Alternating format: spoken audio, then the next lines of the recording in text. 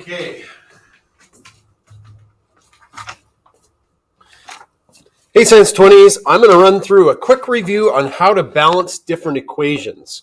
So this is going to be a little bit of review, but you know what? We're in the middle of a pandemic and you guys have been home for a while, so a review is a great place to start. Okay, let's start with something kind of simple. So we've got lead and oxygen makes lead oxide. When balancing, you have to have the same number of elements on each side of the arrow. If we look here, we have one lead. You can't see me tap. We have, try using a different color, one lead to one lead. Awesome sauce. Unfortunately, we don't have the right amount of oxygens, 2 to 1. So we have to put a 2 in front of this side to balance out our oxygens. That 2 times everything behind it also by 2. So that means we have 2 leads and 2 oxygens. This side has 2 oxygens. This side has 1 lead. So we have to make the leads the same. So we times that one by 2. Okay, let's move on to one that's a little bit trickier. Let's say we had this reaction.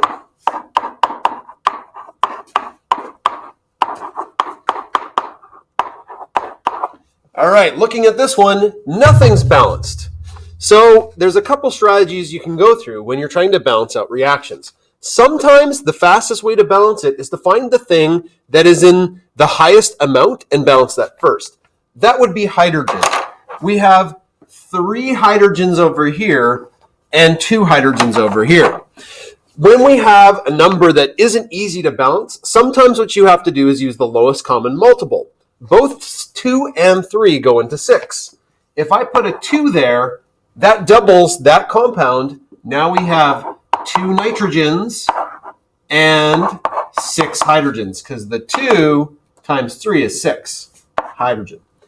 So I'd have to put a 3 here. 3 times 2 is 6 hydrogens. And look at this, 2 nitrogens, which is equal. So we've balanced that reaction. Okay, let's try a little bit tougher one. Okay, so we've got this guy, Al plus H2SO4. That gives us H2 gas and aluminum sulfate. There we go. Okay. When we have big compounds, there are things within them called polyatomic ions. Polyatomic ions we need to keep together. So a polyatomic ion in this case is that SO4 thing. Oh, I forgot the 4 over here. So in this case, our SO4s we should balance as a group. If I look over here, currently I have Al, 2 aluminums, and 3 SO4s, because that 3 behind it times everything in the brackets by 3.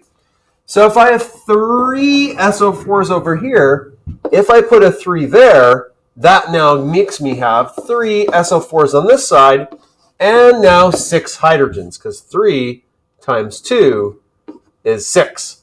Hey, what's not balanced? Well, if we look, my aluminum is only 1, but I need 2.